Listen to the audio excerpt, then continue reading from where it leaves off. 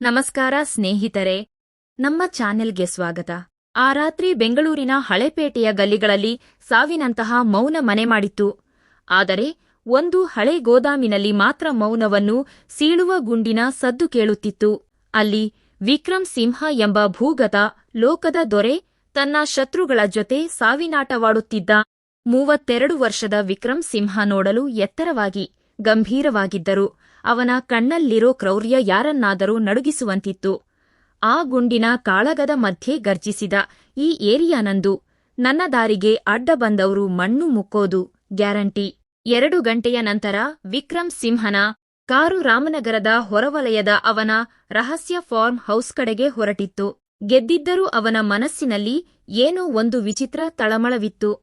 ಅದೇ ನಗರದ ಇನ್ನೊಂದು ಮೂಲೆಯಲ್ಲಿ ಸಣ್ಣದೊಂದು ಮನೆಯಲ್ಲಿ ವೇದಾ ಓದಿನಲ್ಲಿ ಮಗ್ನಳಾಗಿದ್ದಳು. ಅವಳು ಕನಸು ತುಂಬಿದ ಕಣ್ಣುಗಳ ಸುಂದರ ಹುಡುಗಿ. ಆದರೆ ವಿಧಿ ಅವಳಿಗೆ ಸುಖ ಕೊಡಲಿಲ್ಲ. ತಂದೆತಾಯಿ ತೀರಿಹೋದ ಮೇಲೆ ಅವಳು ತನ್ನ ಚಿಕ್ಕಮ್ಮ ಸರೋಜಾ ಜೊತೆ ಇರಬೇಕಾಯಿತು. ಆ ಸರೋಜಾ ವೇದಾ ಅಂದ್ರೆ ಉರಿದು ಬೀಳುತ್ತಿದ್ದಳು. ತನ್ನ ತಂಗಿ ಪ್ರೇಮಿಯ ಜೊತೆ ಓಡಿಹೋದ ಕೋಪವನ್ನೆಲ್ಲ ವೇದಾ ಮೇಲೆ ತೋರಿಸುತ್ತಿದ್ದಳು. ವೇದಾಳ ಜೀವನ ಕೇವಲ ಕಣ್ಣೀರಿನ ಕಥೆಯಾಗಿತ್ತು. ತಡೆರಾತ್ರಿ ವಿಕ್ರಮ್ ಸಿಂಹ ಮತ್ತೊಂದು ಡೀಲ್ಗಾಗಿ ಹೊರಟಿದ್ದಾಗ ಪೊಲೀಸ್ ಮತ್ತು ಶತ್ರುಗಳ ಗುಂಡೇಟಿನಿಂದ ತೀವ್ರವಾಗಿ ಗಾಯಗೊಂಡಿದ್ದ. ಮೈಯೆಲ್ಲ ರಕ್ತ. ತಪ್ಪಿಸಿಕೊಳ್ಳಲು ದಾರಿ ಹುಡುಕುತ್ತಿದ್ದಾಗ ಅವನಿಗೆ ಕಂಡಿದ್ದು ವೇದಾಳ ಸಣ್ಣ ಮನೆ. ಬಾಗಿಲನ್ನು ಜೋರಾಗಿ ಬಡಿದ. ಬಾಗಿಲು ತೆಗಿ.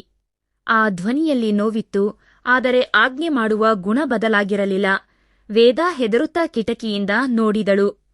ರಕ್ತಸಿಕ್ತನಾದ ಒಬ್ಬ ಗೂಂಡ ನಿಂತಿದ್ದ. ವೇದಾ, ಯಾರು ನೀವು? ಈ ಟೈಮಲ್ಲಿ ಇಲ್ಲಿಗ್ಯಾಕೆ ಬಂದಿದ್ದೀರಿ? ವಿಕ್ರಮ್, ಪ್ರಶ್ನೆ ಮಾಡ್ಬೇಡ, ಬಾಗಿಲು ತೆಗಿ, ಇಲ್ಲದಿದ್ರೆ ಸುಟ್ಟು ಹಾಕ್ತೀನಿ. ಬೇರೆ ದಾರಿ ಇಲ್ಲದೆ ವೇದಾ ಬಾಗಿಲು ತೆಗೆದಳು. ವಿಕ್ರಮ್ ಒಳಗೆ ಬಂದು ಗೋಡೆಗೆ ಒರಗಿದ. ವಿಕ್ರಮ್, ನೀರು ಕೊಡು, ಗಾಯ ಒರೆಸಲು ಏನಾದರೂ ತರು. ವೇದಾ ಹೆದರುತ್ತಲೇ ಫಸ್ಟ್ ಏಡ್ ಬಾಕ್ಸ್ ತಂದಳು. ವಿಕ್ರಮ್ ತನ್ನ ಶರ್ಟ್ ಬಿಚ್ಚಿದಾಗ ಅವನ ಬೆನ್ನ ಮೇಲಿದ್ದ ಆಳವಾದ ಗಾಯ ಕಂಡು ಅವಳು ಬೆಚ್ಚಿಬಿದ್ದಳು. ವೇದಾ, ಇದೆಲ್ಲ ಹೇಗೆ ಆಯ್ತು? ವಿಕ್ರಮ್, ಅದೆಲ್ಲ ನಿನಗೆ ಬೇಡದ ವಿಷಯ. ಹೇಳಿದ್ದನ್ನ ಮಾಡು ಅಷ್ಟೇ. ಗಾಯಕ್ಕೆ ಔಷಧಿ ಹಚ್ಚುವಾಗ ವಿಕ್ರಮ್ನ ಮುಖದಲ್ಲಿ ನೋವು ಕಂಡರೂ ಅವನು ಶಬ್ದ ಮಾಡಲಿಲ್ಲ. ವಿಕ್ರಮ್, ಹೆದರುತ್ತಿದ್ದೀಯಾ? ವೇದಾ, ಹೌದು. ನಿಮ್ಮ ಮುಖ ನೋಡಿದ್ರೆ ಯಾರಿಗಾದ್ರೂ ಹೆದರಿಕೆ ಆಗುತ್ತೆ. ಪಾಪದ ಕೆಲಸ ಮಾಡೋರ ಮುಖ ಹೀಗೆ ಇರೋದು. ವಿಕ್ರಮ್ ನಕ್ಕ. ಒಳ್ಳೆಯದು, ಹೆದರಿಕೆಯಿಂದಲೇ ಇರು. ಏನಾದ್ರೂ ಚಾಣಾಕ್ಷತನ ಮಾಡಿದ್ರೆ ನಿನ್ನ ತಲೆ ಹಾರಿಸ್ತೀನಿ. ಮರುದಿನ ಬೆಳಿಗ್ಗೆ ವಿಕ್ರಮ್ನ ಶತ್ರುಗಳು ಆ ಮನೆಯನ್ನೂ ಪತ್ತೆ ಹಚ್ಚಿದರು. ಇದ್ದಕ್ಕಿದ್ದಂತೆ ಮನೆ ಮೇಲೆ ಗುಂಡಿನ ಸುರಿಮಳೆ ಶುರುವಾಯಿತು. ಕಿಟಕಿಯ ಗಾಜುಗಳು ಚೂರಾದವು. ವಿಕ್ರಮ್, ವೇದಾ, ಕೆಳಗೆ ಬಗ್ಗು. ಮೂಲೆಯಲ್ಲಿ ಹೋಗಿ ಕುಳಿತುಕೋ. ಬಾಂಬ್ ಸ್ಫೋಟವಾಯಿತು. ಮನೆಯ ಗೋಡೆ ಕುಸಿಯಿತು. ವಿಕ್ರಮ್ ವೇದಾಳನ್ನು ರಕ್ಷಿಸಲು ಅವಳ ಮೇಲೆ ಬಿದ್ದ. ಧೂಳು ಮತ್ತು ಹೊಗೆಯ ನಡುವೆ ವೇದಾ ಅಳುತ್ತಿದ್ದಳು. ವೇದಾ, ನನ್ನ ಜೀವನ ಯಾಕೆ ಹಾಳು ಮಾಡ್ತಿದ್ದೀರಿ? ಇಲ್ಲಿಂದ ಹೊರಟು ಹೋಗಿ. ವಿಕ್ರಮ್, ಸುಮ್ಮನಿರು.